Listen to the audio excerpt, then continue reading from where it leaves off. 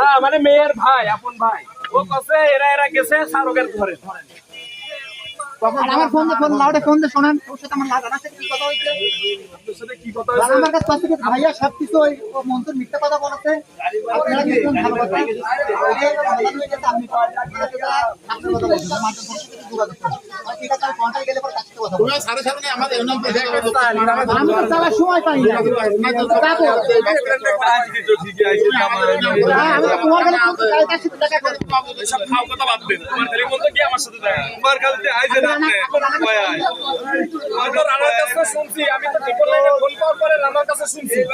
রানার বোনের কাছে শুনছি, এ আমারে ফোন দিছে।